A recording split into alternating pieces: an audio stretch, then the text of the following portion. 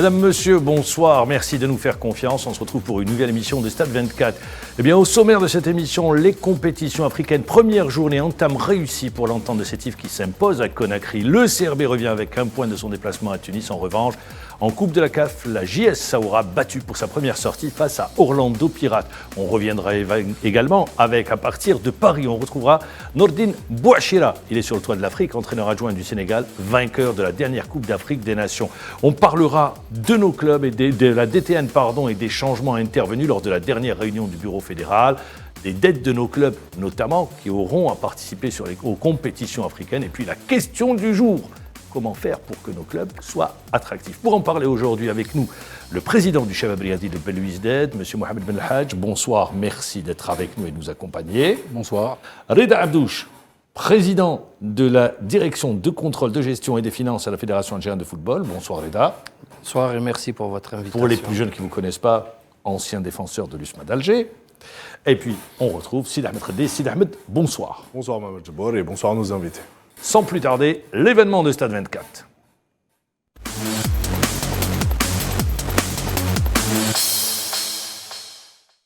Trouver Amira Beja. On va revenir tout d'abord sur ce premier résultat, cette première sortie du CRB. Un point ramené de Tunis face à l'Étoile sportive du Sahel avec un pénalty, et ça arrive, raté à la toute dernière minute de la rencontre par Merzougui. Ce point vous satisfait ou disons c'est un résultat avec des regrets? Je regrette qu'au bout de notre parcours, nous n'ayons pas à regretter que ce ne soit qu'un point, parce que la victoire était à notre portée, par la grâce de ça, hein. Et puis ce pénalty, tout le monde rate un pénalty. Ben, Donc voilà. ça arrive au meilleur. C'est un nul à l'extérieur, on va se rattraper. Reda Abdouche, en termes de compétition réussie pour nos clubs, l'entente qui gagne face à une équipe qui a l'habitude des compétitions africaines, le Horeya de Conakry, et qui s'impose 1-0, le CRB qui revient avec un nul. Les deux sont dans la plus prestigieuse des compétitions africaines. En revanche, un peu plus compliqué face à une équipe qui a gagné la Champions League africaine, qui a gagné la Coupe de la CAF, qui a des traditions, Orlando Pirates. Oui, ça dénote un petit peu la vitalité de nos clubs. C'est vrai que nos clubs sont en crise, c'est vrai, mais il y a une vitalité, il y a un savoir-faire, il y a du football en Algérie. Et nos clubs, ça ne m'étonne pas qu'ils fassent de bons résultats à l'extérieur. La valeur du footballeur algérien, c'est une valeur reconnue mondialement. Et moi, je ne suis pas étonné qu'il y ait des bons résultats. Il y a la pérennité aujourd'hui de nos clubs qui, on le voit, le CRB la saison dernière, le Mouloudiaïd également, la JS Kabylie, finaliste de la dernière édition de la Coupe de la Confédération africaine de football. Oui. On le voit maintenant, la phase de poule ne pose plus de problème. Exact. Ils font de bons résultats, ils sont dans les poules, ils jouent des rôles importants et je ne doute pas qu'il y en ait au maximum qui soient qualifiés pour les quarts de finale. Bah, tout à fait. Sid Ahmed, surpris par la victoire de l'Entente en terre guinéenne, d'autant plus qu'on annonçait que l'Entente était en difficulté. C'est vrai que, comme l'a si bien dit M. Reda Abdouche, dans le championnat algérien et en championnat, les clubs algériens ont des difficultés, notamment financières, ça on le sait. Mais une fois qu'on passe un palier, Ma'amar, lors des compétitions internationales, à chaque fois on fait abstraction de ces problèmes-là et on essaye de représenter au mieux l'Algérie et le football algérien. C'est ce qui se passe avec nos clubs aujourd'hui. Quand on voit ce que réalise l'entente de Sétif depuis des années, vous l'avez dit, il y a une certaine pérennité, on aimerait que ceci perdure pour d'autres clubs aussi. Et c'est comme ça, avec cette expérience acquise, qu'on arrivera un jour à se hisser sur le toit de l'Europe. Sur les 3 clubs engagés dans les compétitions africaines, l'Entente est le club qui a le plus d'expérience, l'Entente qui a gagné 2 fois la Coupe d'Afrique des clubs champions. Le CRB, ça participe maintenant de manière régulière. La JS Saoura également est en train d'écrire son histoire. Retour sur cette première journée signée Amira Beja. De campagne pour nos représentants en phase de poule à la Ligue des Champions, ainsi que la Coupe des Confédérations africaines. Le CRB peut avoir des regrets après son point du match nul ramené de Tunis face à l'Étoile du Sahel. Le Shabab a manqué une occasion au nord, débutée par une victoire à Radès dans un match dominé dans son ensemble. Les 3 points n'étaient pas si loin après avoir obtenu un pénalty dans les arrêts de jeu de cette rencontre. Malheureusement, le nouveau entrant Merzouki, qui a lui-même provoqué la faute, a buté sur un excellent Aymen Methouloussi. Le portier international tunisien qui avait sorti auparavant un ballon de but sur la tête décroisée de Karim Aribi, son ex-coéquipier. Toujours est-il que le CRB a obtenu un précieux point en déplacement qui lui permettra de préparer la réception de l'autre équipe tunisienne de ce groupe. L'Est tunisien, samedi prochain à 20h. Contrairement au Shabab Belouizdad, l'entente de Sétif a parfaitement débuté cette phase de poule en allant s'imposer à Conakry face aux Guinéens de Horaïra 1-0. Les Sétifiens ont fait la différence juste après la pause grâce à Kandoussi qui marquera l'unique but de la partie. L'entente a su gérer intelligemment les débats, surtout après l'expulsion de Yacouba, côté guinéen. Avec cette victoire, elle s'offre la tête du groupe en compagnie du Raja de Casablanca, son prochain adversaire. De leur côté, les sudistes n'ont pas fait le point à Johannesburg. L'AGS Saoura s'est incliné pour son premier match de la phase de groupe en Coupe de la CAF, 2-0 face à Orlando Pirates. Cueilli à froid dès la 3e minute de jeu, la formation de Béchar a longtemps couru derrière l'égalisation avant de concéder le 2e but à la 66e minute. Le match était trop haut pour l'actuel dauphin du championnat national, qui sera appelé à se racheter dimanche prochain, à l'occasion de la réception des Royal Léopards d'Eswatini, tombeur de la GS Kabylie lors du dernier tour préliminaire. Voilà donc pour en image la participation de nos clubs. Président Mohamed Benhadj, le CRB, pour aller loin dans cette compétition, est-ce que, avec cet effectif, vous dites on peut aller très loin sur la compétition, ou vous dites non, il faut renforcer? Parce que si on a l'ambition d'aller chercher le trophée continental, il faut renforcer l'équipe. Pour cet exercice-ci, c'est râpé. C'est râpé, c'est fini, c'est terminé. On a fait ce qu'il fallait. D'ailleurs, ils se sont renforcés avec Karim Aribi, qu'on a vu à l'œuvre. Oui, et qui c'était le premier match. C'était son ex-équipe. C'est toujours bien de revenir comme ça à la maison. Et, voilà. Et puis il en veut, il a envie de mordre. J'ai longtemps discuté avec lui avant qu'il vienne chez nous et je sais qu'il en veut. Et il va refaire parler de lui. Voilà. Oui, nous avons l'ambition. Il y a le jeune Rarba de Leicester. Donc on a un souci. Leicester a commis un impair. Donc on a fait un recours auprès de la CAF et de la FIFA pour qu'il soit réintégré. Une histoire d'écriture, de contrat mal ficelé, pas du fait du CRB, pas du tout. Pour ça, je l'ai regretté.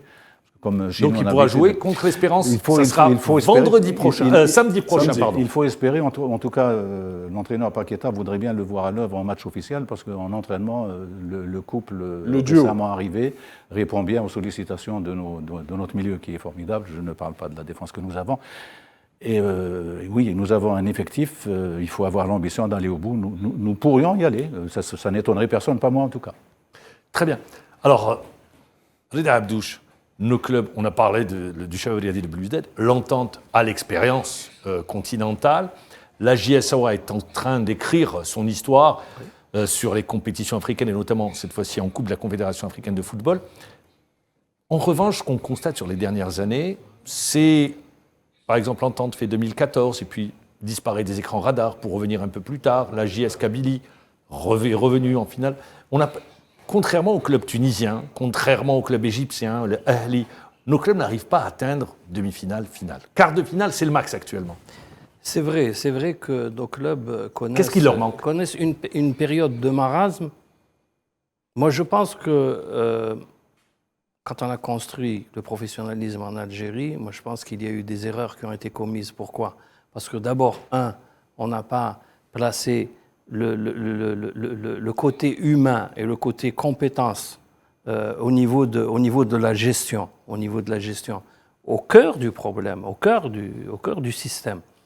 Et l'autre facteur qui est plus important pour moi, c'est le camp d'entraînement ou le centre de formation. Exactement. On ne peut pas parler de professionnalisme sans camp d'entraînement et sans centre ou un centre de formation. C'est pas possible. Pourquoi ? C'est très simple.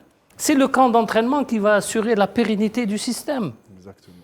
C'est comme une usine. Vous allez produire des joueurs, votre produit après, vous le mettez sur le marché national et international. Et là, vous pouvez... Et le seul club Le Paradou. qui s'est nanti, qui s'est doté... Et la JS Saoura aujourd'hui aussi. Oui. La JS Saoura est sur un gros projet. On a visité, quand on était en visite la semaine passée avec la commission mixte, le terrain qu'ils ont. Ils sont en train de faire...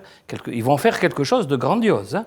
On a visité le terrain, bon, il est nu actuellement, mais la volonté existe. La volonté existe et la perception. L'entente l'a fait également avec une génération de joueurs tout à fait intéressante. Oui, mais pas avec leurs propres moyens.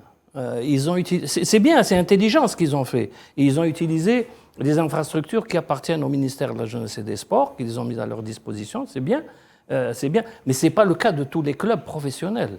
Les clubs professionnels, pour assurer la pérennité, il faut qu'il y ait un camp d'entraînement, il faut qu'il y ait l'atelier de production des joueurs, c'est tout. On va produire des joueurs et on les met sur le marché national et international. Très bien. Alors au CRB, pourquoi? Parce que je voudrais terminer encore avec un petit je vais me tourner vers pour poser la question. Parce que, vous savez, on va parler du Paradou. C'est l'exemple type que nous avons. C'est le modèle économique aujourd'hui. Avec un joueur qui a été transféré 2 fois. Il a été transféré en Europe, dans un pays, puis dans un autre pays. Ben Sebaini. Oui. Et avec ce transfert, ils ont amorti 7 années de formation. Vous vous rendez compte? Je ne parle pas des autres joueurs. Et ça, c'est en devise. Et vous savez qu'à chaque transfert, ils ont des... Ils touchent des royalties. Une commission par rapport au pourcentage du transfert. L'indemnité de formation et de solidarité. À chaque transfert, ils ont quelque chose qui tombe dans la caisse. Oui. Vous voyez, donc, c'est terrible. On n'a pas pensé. Président Belhadj, le CRB, le projet, j'ai entendu plusieurs fois, le centre de formation. Est-ce que le CRB a avancé sur ce projet ? Ou bien vous dites, on est encore au stade de la réflexion, à la recherche du terrain. Non, il faut être honnête pour ne pas donner de faux espoirs. Nous avons visité des sites. Le choix s'est porté. En ce moment, le choix se porte sur un site tout à fait particulier d'une dizaine d'hectares. Tout ce qui est en amont du projet est étudié et travaillé. Nous savons parfaitement ce qu'il faut faire. Et donc, il y a un rythme, il y a des exigences d'un calendrier sportif, etc. Les personnes qui travaillent sur ces projets sont souvent des personnes qui travaillent au sein du club, etc. Donc il faut libérer du temps et nous avons un peu de mal. Mais le principe est là, l'idée est là et le projet est là. Par ailleurs, sans donner de nom et tout, on a 4 joueurs en particulier auxquels je pense, pour lesquels on nous a proposé de les exporter, mais qui sortent du centre de formation. Les noms qui sont jeunes. Non, pas non, c'est évident si je ne vous pose pas la question. Vous n'aurez pas les noms. Donc, évidemment, je souscris parfaitement aux paroles à ce que vient de dire M. Abdouche. Évidemment, c'est une nécessité impérieuse. Si on ne fait pas ça, après, bon, on peut jouer au foot, il y a une compétition, ça fait plaisir.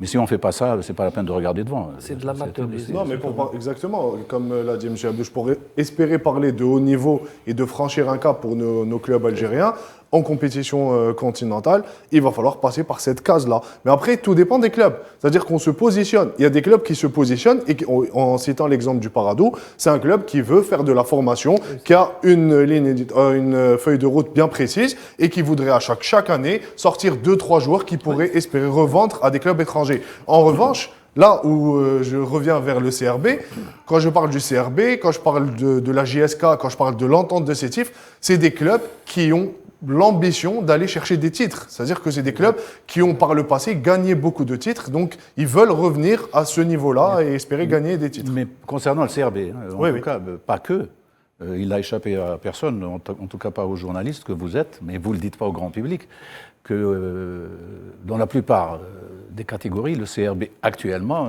tient le haut du pavé. On occupe la première place. Occupe la première place. Mais entièrement d'accord. Le CRB occupe la première place avec un système qui a été mis en place. Mais pour que le système puisse évoluer, perdurer, avoir une pérennité, inéluctablement, comme le disait Reda, ça passe par la mise en place d'une base d'entraînement. Moi, je veux dire une base, même pas un centre de formation, une base d'entraînement avec des terrains. Pour citer l'exemple de l'Ahli, on parle d'un club de football, c'est le club qui est le plus reconnu à l'échelle continentale. C'est le numéro 1 sur le continent. Quand on va visiter les installations du Ahli, j'y étais et j'ai joué plusieurs fois face au Ahli, On ne parle plus de club, on parle d'institution. C'est immense. C'est-à-dire, exactement, quand on rentre, il y a toute une logistique qui est derrière le club de football. Il y a le merchandising, il y a le lobbying, il y a les produits dérivés. C'est-à-dire qu'on sent que ce club n'a rien à envier au club professionnel européen. Donc, à quand ça chez nous? C'est le style anglais qui a été copié. Exactement. D'ailleurs, les Égyptiens, quand ils vous parlent, ils disent « Ana raïh l'nadi ». Exactement, ils disent pas le faire. Au club, il va dans le club. Mais concernant le CRB en particulier, je ne doute pas que ça soit fait ailleurs. Peut-être que d'autres clubs de chez nous sont un peu en avance. Mais tout ce dont vous parlez sur la table, tout est en projet, tout est en train de mijoter comme ça. C'est pas visible parce que il faut aller dans plein de...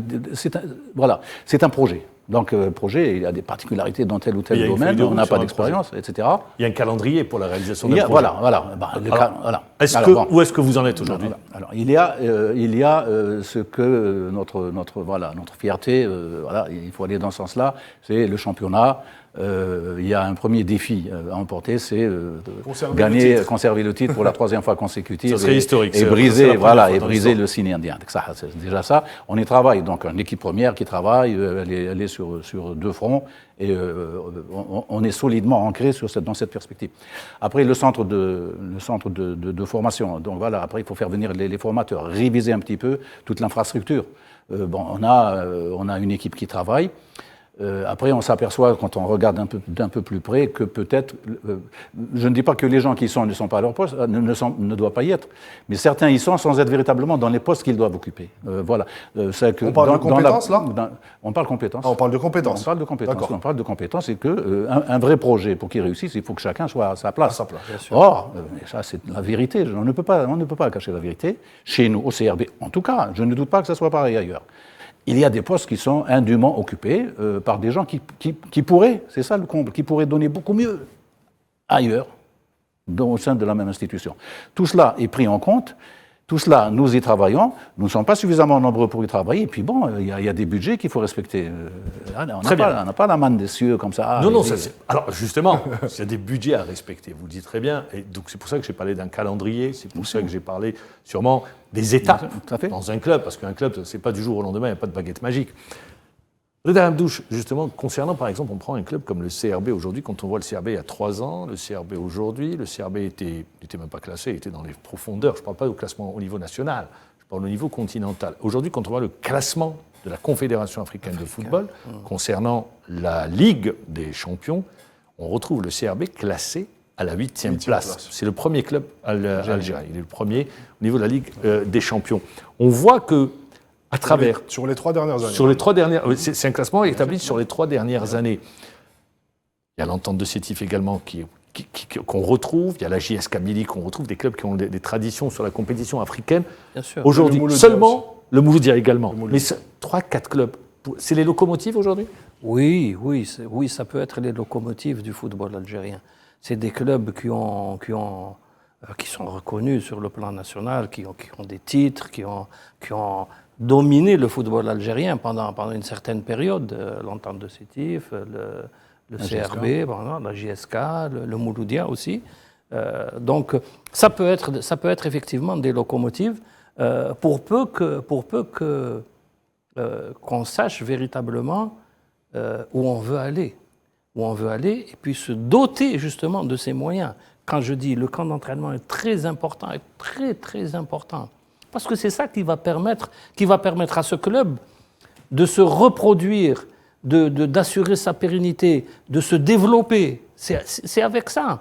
Vous savez, vous avez parlé tout à l'heure d'Orlando Pirates, le président de la CAF était président d'Orlando Pirates. D'Orlando Pirates. Tout à fait. On était en stage avec la CAF au Caire.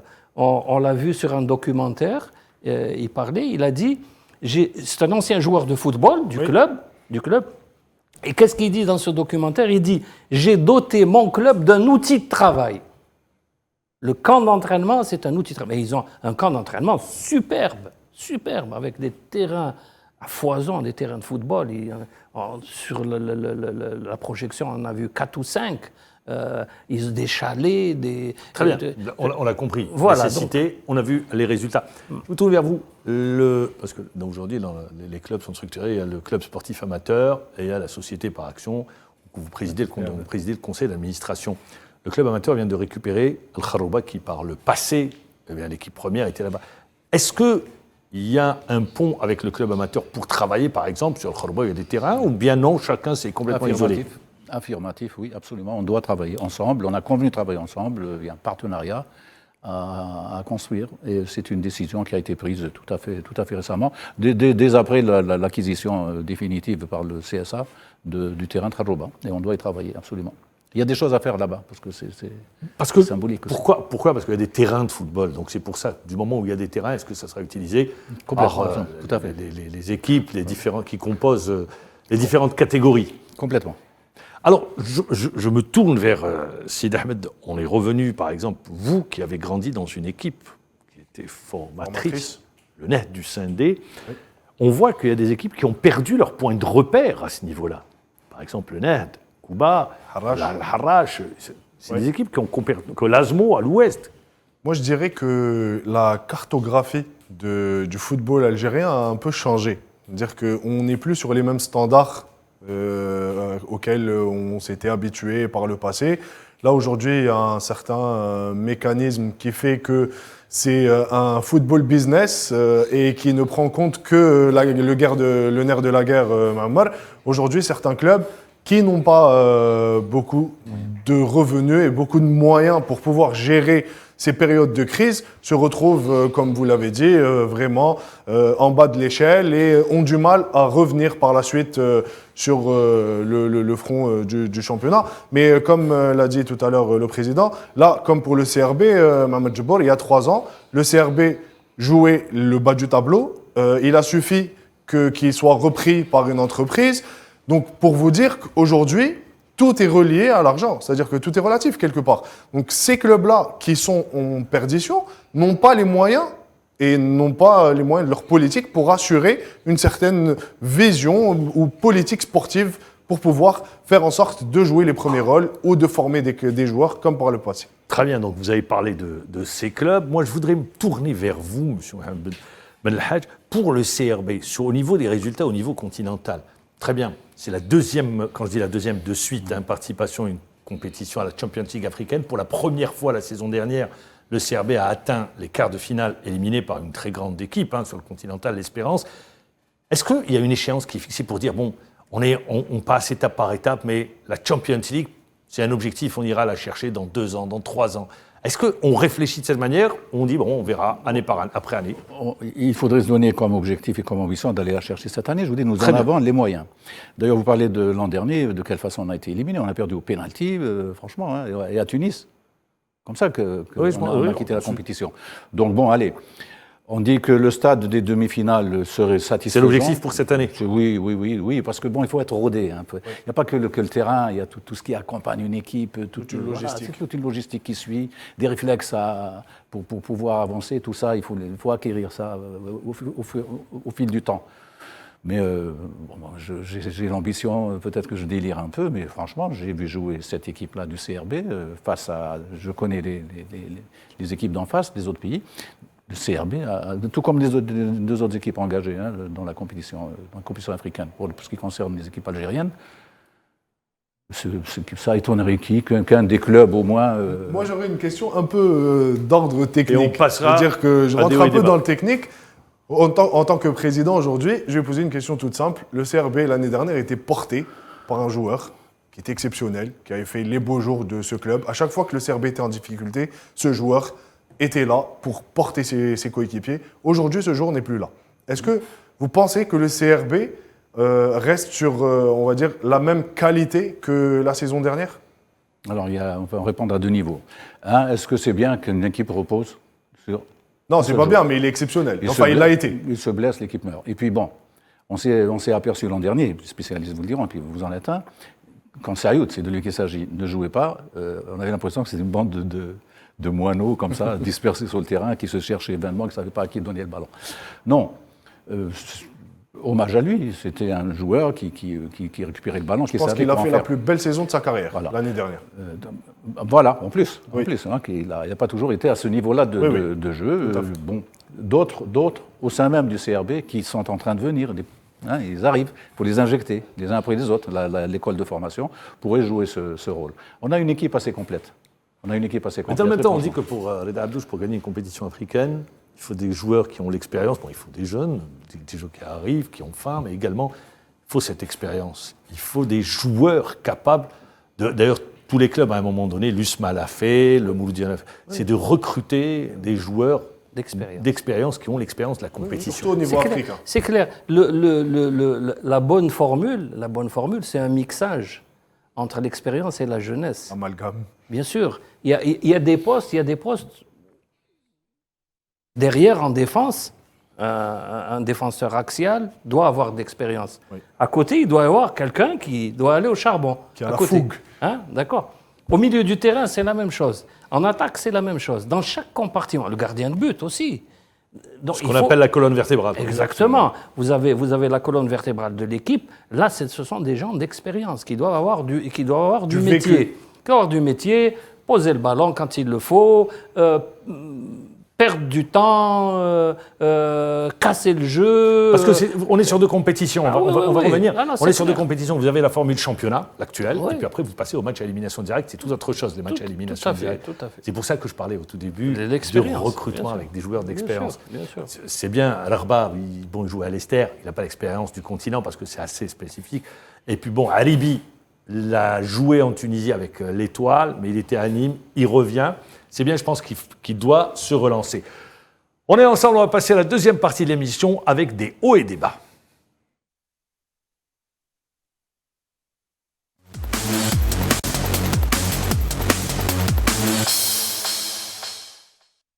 Réunion du bureau fédéral hier. C'était attendu, c'était annoncé, des changements, et notamment on retiendra les changements intervenus au niveau de la direction technique nationale, puisque le DTN a tout simplement été débarqué, lui et son adjoint, un intérim assuré par Toufir Kourichi, qui a déjà été DTN à l'époque de Mohamed Rawarawa. La fédération va lancer un appel à candidature, mais dans le même temps, il y a eu la nomination de Bira. Retour sur ces changements avec Maïssa Krepata. Dimanche 13 février, le bureau fédéral a opéré de nombreux changements au sein de son organisme sous la présidence de Sharafeddine Hamara, qui a décidé de mettre fin aux fonctions du directeur technique national Amr Shafiq et de son adjoint Abdelkrim Benouda. À l'issue de cette réunion statutaire, il a été décidé d'ouvrir un appel à candidature dont la date butoir de dépôt a été fixée au 28 de ce mois pour la désignation du nouveau DTN. C'est l'actuel directeur de la formation au niveau de la fédération Toufir Kourichi qui assurera l'intérim.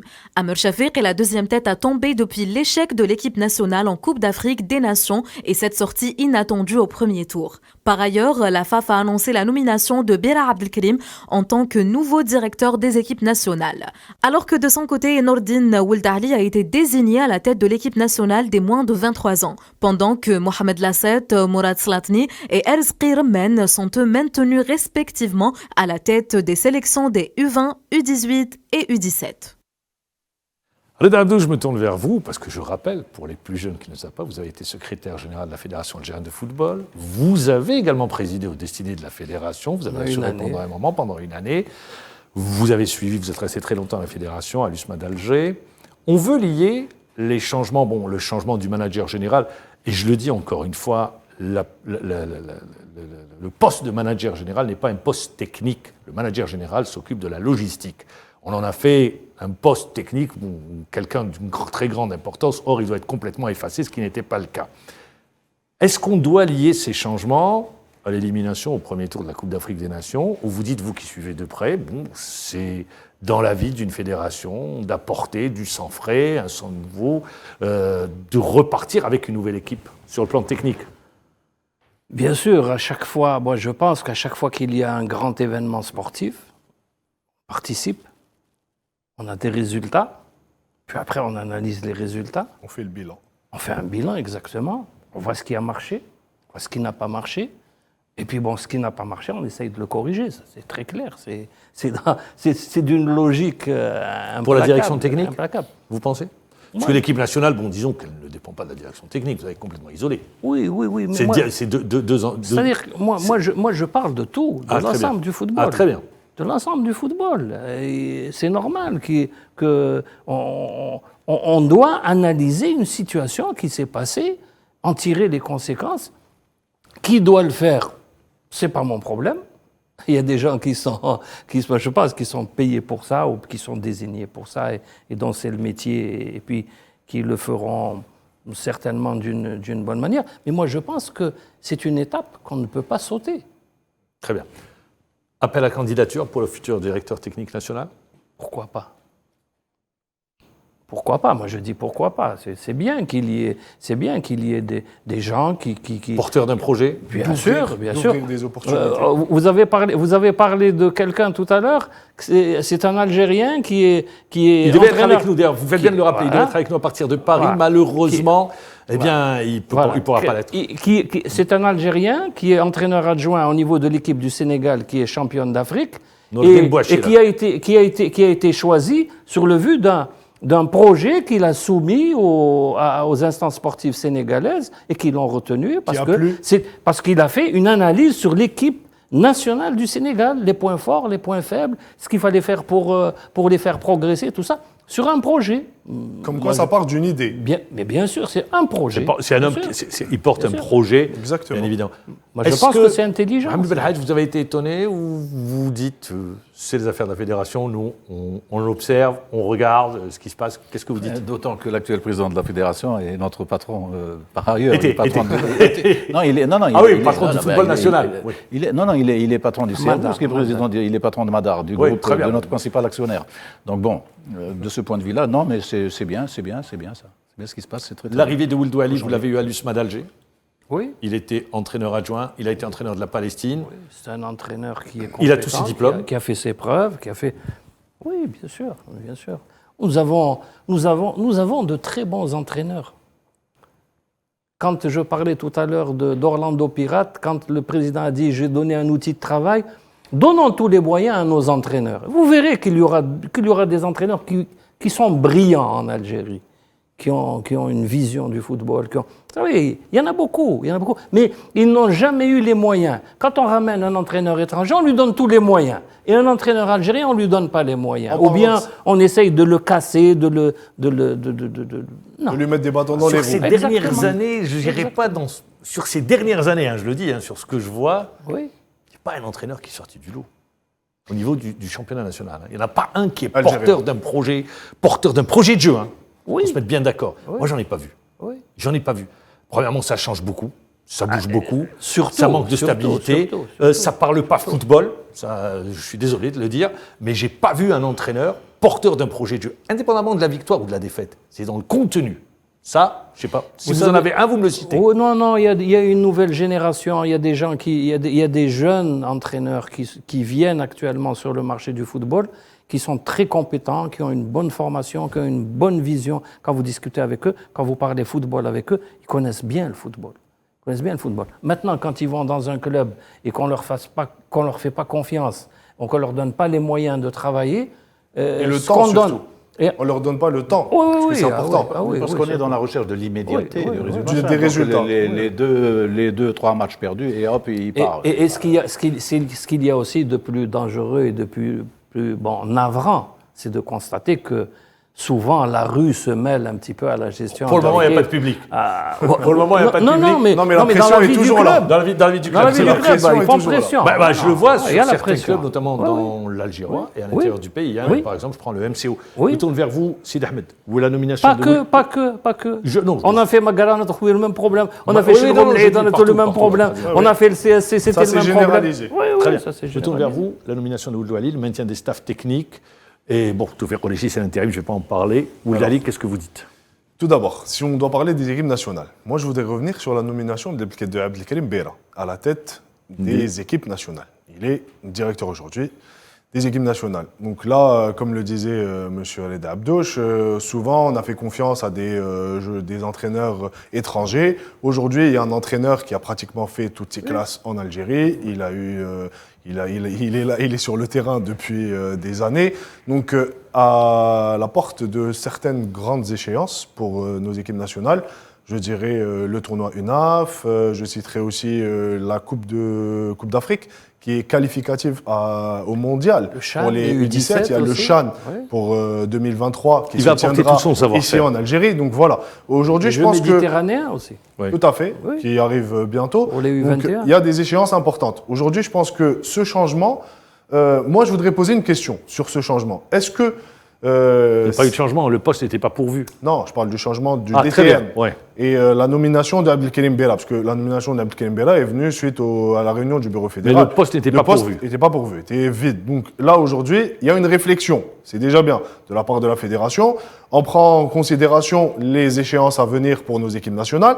Et c'est important parce que, si vous voulez, sur les dernières années, on a perdu un peu des joueurs U23, U20, qui puissent taper aux portes de l'équipe A. Donc, c'est-à-dire qu'on s'appuie uniquement sur... Il y a eu Fafradar, cette cellule de recrutement qui va un peu à l'international chercher des joueurs binationaux algériens et les faire venir en Algérie.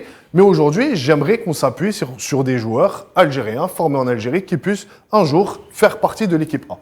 J'ajouterais juste un point, parce qu'il faut toujours rappeler ce que disent les entraîneurs. On en avait reçu un, Mohamed Lassette, qui disait sur un regroupement avec des joueurs formés dans nos clubs et des joueurs formés en France, notamment dans les centres de formation, il y avait une très grande différence. Et bien sûr. Et c'était criard, d'où, à un moment donné, il était obligé de changer d'optique. Voilà. Donc, c'est à nos clubs également en matière de formation de se mettre au diapason pour pouvoir utiliser les joueurs locaux. Là, c'est un autre débat parce que, encore une fois, non, je vais vous dire pourquoi. C'est le débat. Pourquoi ? Parce que ce n'est pas à la fédération et aux équipes nationales de former, c'est au club de former. C'est ce que je dis. Donc là, c'est pour ça qu'on reviendra à ce que disait M. Reda Abdouche, la base. C'est-à-dire que quand on veut construire, exactement, on commence par les fondements, les fondations. C'est pour ça que je disais, les clubs, la fédération a lancé à l'époque de Zachi les centres de formation. Skaf Lkhmis utilise actuellement, et on l'a vu, ils ont tenu en échec d'ailleurs Kouba de but partout. Il y a également le Bel Abbès, qui avec l'école de Bel Abbès, les centres de formation, Tlemcen. Donc c'est très bien. Moi je me tourne vers vous, puisque président du CRB, à un moment donné, l'entraîneur Paqueta était sur la sellette. Sur la sellette. Alors aujourd'hui, Paqueta, il a la confiance, il n'a pas la confiance, ça y est, il s'est installé, il a pris... C'est simple, on gagne, il n'est plus sur la sellette, on perd, il est sur la sellette, on gagne, il n'est plus sur la sellette. Voilà. Ça, c'est les échos de la rue. Si vous écoutez la rue, si j'avais écouté la rue, Paqueta, il serait parti depuis longtemps, je ne sais pas où il serait. Et puis le second Paqueta serait déjà parti, et puis on ne ferait que faire comme ça, changer d'entraîneur. Non, il y a une stabilité. On a changé des éléments dont nous étions aperçus qu'ils étaient à la base des dysfonctionnements.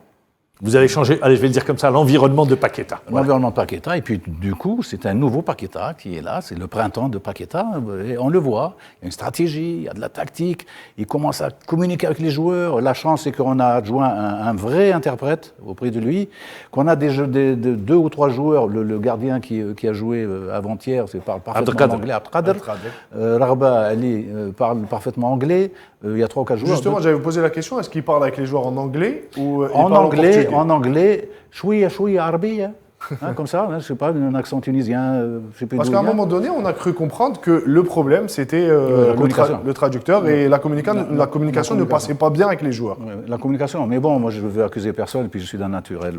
J'aime les gens. En football, ça va très vite. Voilà. Donc non, alors aujourd'hui, Paqueta est à son poste, il est bien à son poste, ça se passe bien, il a à sa disposition un ensemble l'environnement est favorable à ce que Paqueta poursuive sa mission. Très bien. On va continuer sur ce qui fait l'actualité, c'est le mercato.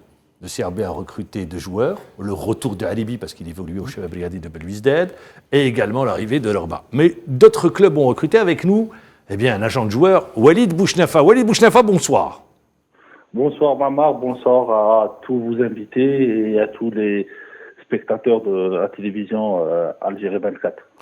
Alors, Walid Bouchnafa, merci d'être avec nous en direct. Question toute simple. Est-ce qu'on a eu un marché dynamique en termes de recrutement ? Est-ce que le marché ça a bougé ou pas ? Non, le marché, c'est le marché le plus calme historiquement depuis ces 10 dernières années sur tous les clubs algériens, à part 3 ou 4 clubs que vous avez cités, le CRB, sinon à degré moindre, le CSC aujourd'hui avec le défenseur qui est arrivé d'Oridizin. Aucun club algérien n'a recruté, soit sur le marché national ou sur le marché international. Est-ce qu'il est aujourd'hui, est-ce que vous pensez que dans les tout prochains jours, ça va bouger ou vous dites non, les clubs sont en difficulté, il n'y a pas beaucoup de joueurs sur le marché, donc disons que ça va rester en l'état? Je pense que ça dépendra de la décision de la fédération ou de la Ligue de football nationale qui a interdit beaucoup de clubs de recruter, comme le MC Oran. Aujourd'hui, on parle d'un accord commun entre l'international algérien Adem Guedioura et le MC Oran. On ne sait pas si le joueur il va être qualifié. L'entourage du joueur parle pour une éventuelle signature de l'international algérien dans le club oranais pour qu'il soit préparé pour le match de barrage au mois de mars. Après, sur l'international, je ne pense pas que les clubs vont recruter des joueurs étrangers parce que sur le marché, il n'y a pas le joueur qui vient d'Afrique subsaharienne qui peut changer vraiment le mercato algérien. Et s'il n'y a pas une décision favorable et une autorisation de recrutement pour certains clubs qui sont interdits de recrutement, je pense qu'aucun club bougera sur l'international, sinon 1 ou 2 transferts sur le marché local seulement. Il y a le Burkinabé qui est arrivé à la JSK. Le Burkinabé, il arrive à la JSK, mais aussi la décision, elle est arrivée aujourd'hui, comme quoi le club, il est interdit de recrutement et qu'il doit payer une indemnité à certains joueurs et des dettes que le club doit payer à des joueurs qui n'ont pas été payés depuis des années dans le club. Walid Bouchnafa, merci pour toutes ces explications. Merci d'avoir été avec nous en direct. Ça nous permet d'enchaîner et de me tourner vers vous, monsieur Rida Abdouche. Je rappelle, vous êtes le président de la direction de contrôle, de gestion et des finances. Est-ce que nos clubs aujourd'hui, endettés, est-ce qu'ils peuvent recruter? On vient d'entendre, la JSK interdit de recrutement, le MCO ne peut pas recruter, l'entente qui est en Champions League africaine en grosse difficulté financière. Est-ce que cela peut perdurer? Vous dites, attention, attention, pour avoir la licence professionnelle la saison prochaine, il faudra régler toutes ces dettes. Toutes ces dettes, tout à fait. Tout à fait. Est-ce que ça peut durer? Ça a duré. Oui, que trop. Parce que quand je peux vous donner des chiffres, vous avez des clubs qui sont en division interrégionale, qui ont été professionnels, qui ont été sociétés par action, qui ont encore des dettes. Ces clubs-là, oui, vous avez Tajnant, Tarzeu, Fakroun, Ain Fakroun, Boussaada, Blida, Moustagana, Melkharoub, Mohamedia, Marwana. On ne va pas tous les citer, bon, il y a des clubs. Tous ces clubs sont endettés. Oui, tous ces clubs-là. Très bien, pour la saison prochaine. Et ça représente 291 milliards de centimes. Ça, c'est la dette. Globalement. Pour ces clubs. Globalement. Pour ces clubs qui sont en division interrégion. Très bien. La saison troisième palier. Ma question est, est-ce que ces clubs doivent revenir en professionnel pour pouvoir faire face à tout ce qui est dette fiscale, parafiscale par rapport à la loi, ou est-ce qu'aujourd'hui, ils peuvent régler déjà leurs dettes par rapport aux joueurs qui sont listés au niveau de la commission des litiges, la commission de la CNRL, ils sont listés, ils doivent s'acquitter de cette dette, c'est une dette. C'est une dette, même s'ils sont en interrégion. J'ai des dettes aujourd'hui, je suis un club et je veux être professionnel la saison prochaine. Est-ce que c'est possible ou pas? C'est pas possible, vous êtes interdit de recrutement automatiquement. Très bien. Automatiquement. Je n'aurai pas de licence. Automatiquement. Et ça, c'est une réglementation qui s'impose à la fédération algérienne par la FIFA. La FIFA est intransigeante.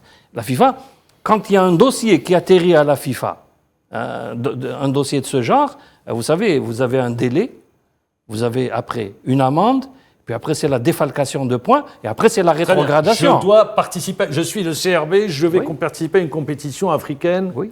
Il faut vous acquitter de toutes vos dettes. C'est-à-dire, pour pouvoir participer, zéro dette. Oui, zéro dette. Fiscale, parafiscale. Et ça, c'est nouveau. C'est nouveau au niveau de la Confédération africaine de football. À partir de la saison 2022-2023. C'est-à-dire la saison prochaine. La saison prochaine, c'est dans 6 mois. C'est dans 6 mois. C'est pas, donc, la CAF a pris une décision, c'est que toutes les premières ligues, les ligues 1, dans toutes les fédérations, doivent être professionnels. Donc il doit avoir une licence. Une licence de club professionnel. Nous, on a été des précurseurs. Nous, on voyait venir les choses. quand on a assisté au séminaire de la CAF, on savait qu'ils allaient dans ce sens poussé par la FIFA, évidemment. C'est la FIFA qui demande, c'est la FIFA qui a pondu la fameuse note 1148 de 2007. 2007 pour les clubs qui jouaient en compétition internationale, qui devaient être sur le mode professionnel. Ce qui veut dire, en d'autres termes, pour nos clubs la saison prochaine. Pour nos clubs la saison prochaine, pour avoir la licence de club professionnel, il faut avoir 0 dette en ce qui concerne le technique et le paratechnique, disons, c'est-à-dire les joueurs, les entraîneurs, le staff médical, administratif, tout ça, 0 dette.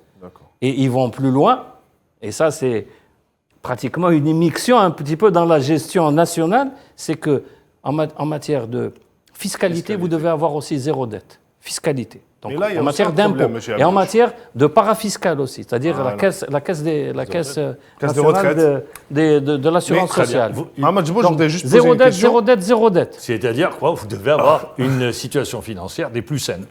Tout à fait. Très bien. Oui, la question. Alors, aujourd'hui, nous avons un seul club qui répond à ce problème. Lequel? Non. La JS Saoura. C'est la JS Saoura. Oui, la JS Saoura. C'est la Saoura qui On répond. avance un peu plus vite parce qu'il nous reste plus que 5 minutes. Il n'y a que la JS Saoura. Le CRB. Est-ce que vous vous préparez à cette échéance? Comment faire? S'y préparer comment? Vous avez une solution, vous? Non, je n'ai pas de solution. Je vous pose la question. C'est vous qui êtes aux manettes. Effacement des dettes, je ne vois pas comment on peut faire. Justement, moi, je voulais poser une question dans ce sens. C'est-à-dire que quand on voit aujourd'hui, M. Abdouche, les chiffres, ils sont alarmants. C'est-à-dire que seulement pour les clubs de Ligue 1, il y a 96 milliards de dettes. Et en termes de fiscalité et de parafiscalité, nous sommes à 1000 milliards pratiquement de dettes. Qui va payer ces dettes-là? Pour les clubs de Ligue 1, en ce qui concerne la CNRL, c'est 110 milliards de centimes. Moi, j'ai 96. 110 milliards. C'est-à-dire, nous, on a ajouté les frais de procédure. Ah, voilà. Parce que vous devez les payer aussi. Les frais de procédure. Les frais de procédure, vous les ajoutez. Vous devez les payer. Donc, mais qui va payer ces dettes-là? C'est les clubs qui doivent les payer. Il y a un président de club aujourd'hui avec nous. Il dit que ce n'est pas possible. Il faut effacer les dettes. Il y a certains clubs qui disent nous n'avons même pas encore eu les revenus de droits télé. On peut effacer peut-être, en ce qui concerne le fiscal et le parafiscal, l'État peut faire un geste, peut prendre des décisions. Je n'ai pas à proposer. On l'a fait dans le cadre avec les joueurs. On l'a fait dans le cadre de la commission mixte MJS-FAF. Oui. On a fait des propositions dans ce sens. Mais je n'en parle pas parce que ça reste dans le cadre de cette commission. Mais en ce qui concerne les joueurs, vous savez, c'est des salaires. Et les perdants dans tout ça, c'est les joueurs. C'est des salaires de joueurs. Ça veut dire qu'ils sont obligés de les payer, les joueurs. Ils sont obligés. Sinon, ils sont interdits de recrutement. Bien sûr. Très simple. Bien sûr. Et la FIFA est intransigeante sur ça. Les salaires de joueurs et les salaires d'entraîneurs, ils vous coupent la tête. Hein. Très bien, ça nous permet même de terminer avec cette question. Voilà. La question du jour.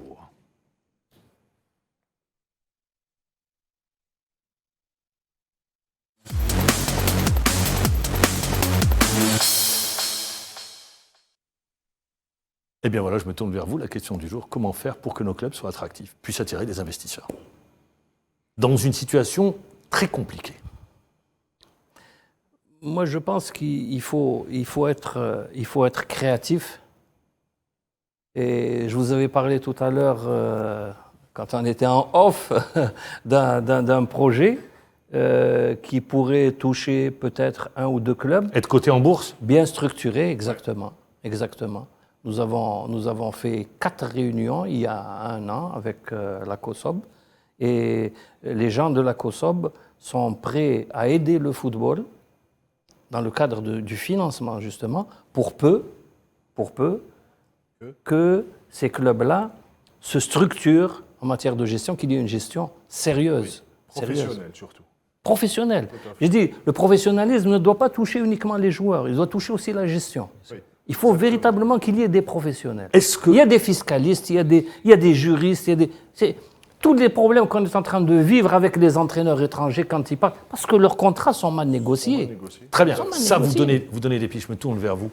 Au CRB, est-ce qu'on est en train de travailler sur, quand je dis vous, même d'autres clubs, on posera la question aux autres, est-ce qu'on travaille sur d'autres sources de financement? Il faut d'autres partenaires, par exemple. Voilà, il y a tout à faire de ce point de vue-là. Vous savez, on prend le CRB. Le CRB n'a rien. En plus, c'est vierge à ce niveau-là. Le CRB n'a rien. On n'a rien du tout. Le seul actif que nous ayons, ce sont nos joueurs.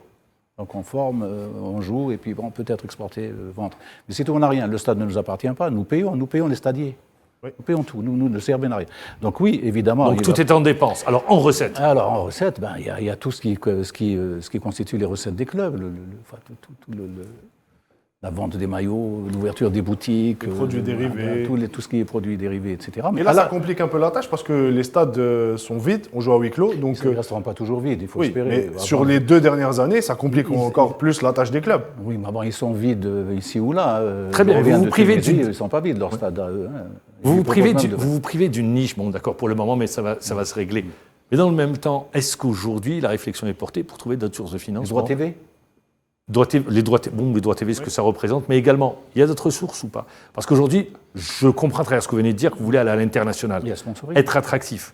Est-ce qu'aujourd'hui, par exemple, quand je dis le CRB, vous arrivez à vendre le CRB à d'autres... Depuis quelques semaines, on est sur le projet de développer une politique marketing très agressive et ça répond pas mal. Je ne peux pas vous donner parce que tout le monde va frapper aux mêmes portes. Ils ne sont pas très nombreux, ceux qui sont disposés à aider les clubs, mais on est plutôt optimiste de ce point de vue-là. C'est peu, mais ça enclenche une dynamique. Après, il y a aussi des mesures qu'on a proposées dans le cadre justement de la commission mixte pour que les clubs, pour que les stades, tous les stades, qu'ils soient aux pauvres ou qu'ils soient... Donc, ça demande des dispositions administratives qui doivent être prises au niveau des lois, au niveau des arrêtés, pour que la gestion du stade le jour du match revienne au club. Oui. Et ça sera la dernière question ou la dernière... Non, ce ne sera pas une question. Moi, je voudrais juste parler de nos clubs, qu'ils soient attractifs ou pas. Vous savez, Mohamed Jebouch, sur les dernières années, les dettes qu'ont engendrées tous ces clubs nous ont porté préjudice à l'international. Aujourd'hui, sur le continent, je reprends juste l'exemple, vous l'avez cité tout à l'heure, de Ouattara qui a signé à la JSK.